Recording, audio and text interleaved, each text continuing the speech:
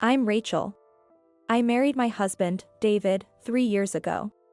However, I am estranged from my mother-in-law. At one point, David received a message from his sister, Emma, and we decided to meet up as a couple. To be honest, Emma and David aren't particularly close. But from my perspective, I thought she was a sweet and considerate younger sister. Moreover, Emma usually didn't contact us for trivial matters, so I was worried about what it could be about. I'm actually getting married soon. Emma has been dating a guy named Alex for a year. He's still in his early 20s but has been showing her bridal magazines and insisting on picking out rings, suggesting it's time to get married. Even before proposing, Emma, not one to dislike assertive men, seemed to have decided to marry him. Emma is in her late 20s, about a decade younger than David. I sincerely congratulated her with a congratulations, but deep down, I was worried. David probably felt the same. I see, that explains why you called us. It's about Mom, right? Upon saying that, Emma nodded. I remember Mom's behavior at your wedding very well. Since then, even our relatives have been keeping their distance. And Mom has always been so clingy to me. If she finds out about my boyfriend, who knows what she might do. She once barged into my ex-boyfriend family's home, demanding we break up. While serving Emma coffee, I couldn't help but say, "Your mom is really difficult, isn't she?" Emma responded with a dejected, "It's really embarrassing to be related." David seriously advised, "If you really want to marry him, you might have to cut ties with Mom." It's understandable why David would say that. The reason we became estranged from our mother-in-law was our wedding. The mother-in-law, Julie, is what you'd call a toxic parent. She gave birth to David at 18 but was abandoned by her boyfriend of the same age, leaving David with her parents and neglecting him for a long time. David waited for his mother, who never visited, but she went on to marry another man and gave birth to Emma. Years later, following her divorce, she took David back as a high school student, but only because she wanted money. For Julie, David was more of a cash cow than a son. She made him contribute his part-time job earnings to the household and doted only on Emma. Without any care for David, Julie subjected him to terrible treatment. She mercilessly sold his cherished model kits and forbade him from hanging out with friends. David became understandably distrustful of women, but gradually opened up to me, saying, "Rachel is different from Mom. If Mom is a demon, then Rachel is an angel, no, a goddess. I'm far from a goddess, neither in virtue nor beauty, but compared to the Julie, I can see why I'd appear that way. She was truly the worst. She strongly opposed our marriage. The reason was simple. She cursed at me, saying, 'Then David's salary won't come to me anymore. You thief of a cat.' My parents were even asked by Julie, 'If you really want them to marry, then pay me. How about $30,000? That should be fine.' David yelled, 'Don't be ridiculous.' As if such a demand would ever be accepted. And he deeply apologized to my parents, saying, 'I'm terribly sorry.' If he hadn't, our marriage would have likely been called off. I loved David, and my parents acknowledged, David isn't a bad person. However, David began to say, 'I want to cut ties with Mom. It's embarrassing to have her as a parent.' Then came the wedding day. Julie showed up as if she were the main attraction, wearing a red dress. She wore rings adorned with diamonds, rubies, sapphires, and more, which looked surprisingly unsuitable on her. Even when David yelled, 'The main characters today are us, no, Rachel. Why are you trying to stand out?' Julie was unfazed. She retorted, 'I didn't get to have a wedding when I gave birth to you, so it's fine for me to be the star today, isn't it?' My parents were utterly dumbfounded. My mother sighed, and David bit his lip until it bled. Naturally, my relatives weren't pleased, and David's relatives were equally aghast. I too was grimacing at Julie's outrageous behavior, and by this point, I had a bad feeling about everything. Still, canceling the ceremony wasn't an option, so all I could do was pray that Julie wouldn't cause any trouble. Please God, could you keep Julie calm until the ceremony is over? For the first time, I found myself praying. Perhaps my prayers were heard because nothing happened during the ceremony. However, the incident occurred after the ceremony ended. Julie declared, "This is our family's celebration, and even though Rachel might be joining our family reluctantly, All the gifts should rightfully be mine, and she swiped everything. While I was stunned by her actions, David chased after his mother to retrieve the gifts. However, Julie was nowhere to be found. Her agility was akin to that of a cat burglar. Despite David's numerous calls, she didn't answer and had completely disappeared. I doubted I would ever meet anyone as unreasonable as her in my life. Such was the extent of my disbelief in her actions. In front of my dumbfounded relatives and his family, David said, "I am truly sorry. I will cut ties with that woman. Please. Just don't ask for a divorce." Then David apologized to us with tears in his eyes. Everyone reassured him, "You're not to blame. The problem lies with her, not you.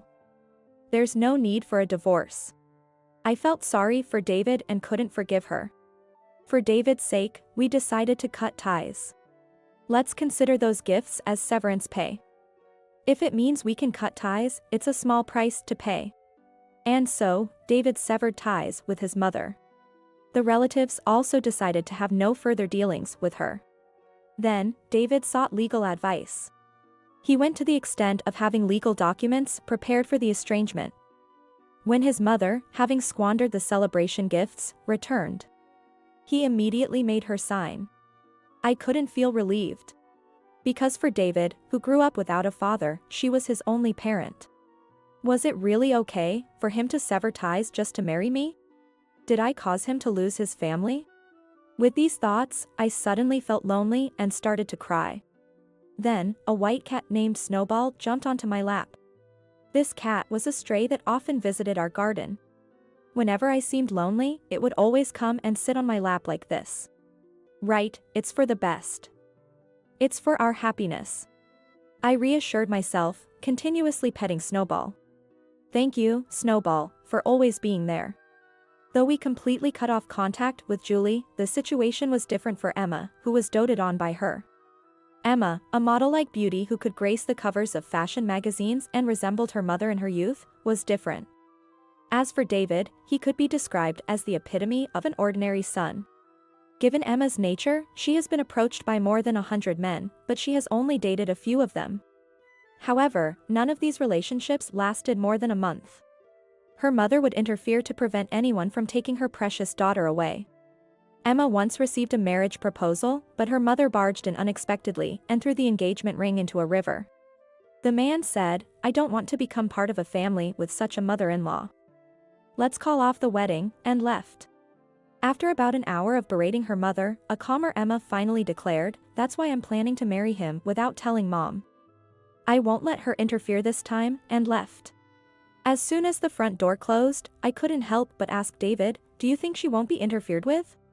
"It's impossible," David replied succinctly. "It's impossible to get married without Julie finding out. After all, Emma is living with Julie." It was a miracle that she had managed to keep it hidden so far. Emma and Julie live together. Julie, being a stay-at-home mom, relies on Emma's income for living, so there's no way she'd let go of her golden goose and beloved daughter. Moreover, due to Julie, Emma has zero life skills. She has never cooked a meal or even washed her own underwear.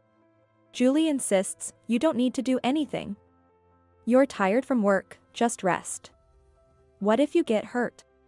Preventing her from doing any household tasks.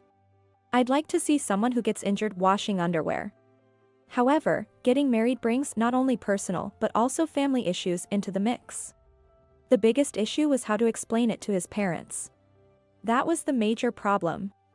I've heard that it's not uncommon for couples to have a small wedding by themselves, so maybe they could keep it a secret. But what about after? Even if they manage to get married, I can't imagine that Julie allows them to live together. Considering the terrible harassment she directed at David and me, it's terrifying to think of what she might do to Alex. If he's lucky, he'll only end up being another source of income for her, but I doubt it'll be that simple. David mentioned Emma is always looking out for her own comfort. She's telling us about her wedding plans because she wants us to mediate if something happens. It's naive thinking, as always, and it reminded me. Didn't she fail to help us during our wedding? Instead, I recall her enjoying the food left by others while we were having a hard time. Does she find joy in others' misfortune? Can she really protect her husband like that? If she can't, she doesn't deserve to be married. It might be better to call off the engagement now. That would prevent unhappy people from being involved. I don't care what happens to them. All I care about is protecting my beloved wife for life. Having declared this, David, perhaps embarrassed, blushed and looked down. I love David so much for that. That's why I chose him. Months later, we heard from Emma again. She wanted to introduce her boyfriend this time. Has Julie not found out yet? Well, if she's serious, I guess we can support her, said David, so I decided to be positive about Emma's marriage as well. But then, a problem arose. Emma's boyfriend, Alex, turned out to be quite the character. He looked like an athletic type, manly and cool. But David is cooler. As we listened to how they met and started chatting, Alex began to express concern. She never introduces me to her family. So I thought maybe she's just playing with me. The mood started to shift. No, that's not it. Actually, my mom is kind of crazy. Emma hurriedly explained, but we were shocked since she hadn't mentioned anything about her mother to Alex. Was she planning to go through the wedding without saying anything? I ended up explaining the craziness of Julie on behalf of the tongue-tied David, including his upbringing and the wedding incident. Alex's face grew paler as I spoke. 10 minutes later, after explaining how dangerous Julie was, Alex muttered, "Terrible." I agreed, truly terrible. But then Alex said, "No, it's you who's terrible. To lie like that. You're exaggerating too much." I was speechless. David looked just as stunned. "You're opposed to our marriage, aren't you? That's why you're making up such unbelievable stories. There's no way such a person exists in this world." Both Emma and David were baffled by his remarks and were momentarily frozen in disbelief. As Alex grew more agitated, he exclaimed, "I feel sorry for Julie. Rachel, don't you have any sense of being a good daughter-in-law? Isn't it shameful to bully your mother-in-law instead? Bullying Julie? What is he even talking about? I have no idea why the word sense would come up in this context. It was as if I was conversing with an alien. A wife should honor her mother-in-law. She's just being a bit mean because her precious daughter is being taken away. Emma is so adorable. After all, you need to be kind in such situations. So, am I supposed to back down even when I'm not in the wrong? We estranged ourselves because it's beyond such simple issues. Why can't he understand that? It's because of people like you that we can't get married. Please be kinder to your mother-in-law. I'll help you reconcile." Alex lectured me nonsensically, complicating our relationship further. It's unbelievable to encounter another person like Julie in this world. Months passed. Alex forcefully planned a wedding. It was a modest affair, attended only by close family members, friends, and relatives. I thought any mischief by Julie would be minimized in such a small setting. I was naively optimistic when I received the invitation. David repeatedly asked Emma, "Are you sure this is okay?" However, she could only reply, "Maybe." Not exactly reassuring. As we arrived at the venue, reminiscing about our own wedding, I noticed a place card with Julie's name at our table. Oh, so she found out in the end. Well, it was bound to happen, I muttered. David then said, "Alex insisted it's unthinkable not to invite her to the wedding. It's bound to be a disaster." I nodded in agreement. Yesterday, Alex couldn't keep it to himself anymore and told her. Seriously, he shouldn't have meddled. That woman refers to Julie. Since then, David no longer calls Julie by her name. Minutes later, Julie arrived in wedding-appropriate attire, a change from last time. However, she was accompanied by an unbelievable guest. An unidentified baby. The unexpected arrival of Julie caused a stir among the relatives and other guests. She then murmured grievances about Alex, head bowed. It's eerie. The fact that she's holding a baby makes it all the more unsettling. As the venue buzzed with anticipation of her inevitable actions, the MC declared, "Please welcome the bride and groom." And festive music began to play. For a moment, everyone forgot about Julie as the venue erupted in cheers and applause. Emma and Alex appeared at the entrance, spotlighted. Julie suddenly looked up and shouted, "This baby is ours. So break up with my daughter and give me child support," as she confronted Alex. I chased after her. Alex exclaimed, "Whoa," and the crowd around them stirred with murmurs. I quickly caught up, took the baby from her, and restrained her. But she struggled, and I accidentally threw her. Oops, I went a bit too far, it's been a while since I've done this. By the time I regretted my actions, Julie had crashed into a table full of dishes before hitting the wall. You see, I was a wrestling girl from elementary through high school. Throwing a grown woman was nothing for me, who used to toss and turn adults. Maybe I just got a bit carried away after such a long break? Reflection time. If only I had thrown her at my wedding. Feeling guilty about ruining the food, I thought so. I'll offer to pay for the damages later. Julie, caught off guard, looked bewildered. Luckily, she didn't seem to be hurt too badly. Good, good. As Julie tried to get up unsteadily, I swiftly tripped her. Are you trying to ruin the ceremony, Julie? And whose baby is that? Surely, it can't actually be Alex's child, right? I looked at Alex, who was vigorously shaking his head. Then Julie blurted out, "Yes, that's right. I just borrowed this baby from around here. I thought if I claimed it was Alex's, I could get child support and make him break up with my daughter. Two birds with one stone." Everyone was speechless at her unbelievable statement. "We estranged ourselves from you after you ran off with all the wedding gifts last time. What do you plan to do now?" I raised my voice so Alex's parents could hear. The room fell silent. Julie's face turned beet red. Alex's father then glared at him and said, "Of course, we're cutting ties." "That's okay, with you, right?" "Absolutely. I'd hate to have anything more to do with such a despicable person." "You're okay with that too, right?" "Obviously. So, Mom, thanks for everything till now. As of today, we're severing our parent-child relationship," Emma declared, cutting ties. Alex then came over to me and said, "You were right, Rachel. I apologize for what I said before. I'm truly sorry. Really now. Listen, from now on, you have to protect Emma from her. If you can't do that, you'll end up just like her, remember that." "I'll take it to heart, Rachel." It seemed Alex was impressed by my skillful throw. Well, I'm not feeling too bad about it, so I decided I'll treat him kindly as my brother-in-law from now on. I gave Emma a good lecture for trying to go through with the wedding without telling Julie. She was in tears as she reflected, so I doubt something like this will ever happen again. I decided to apologize to the chef for ruining the food.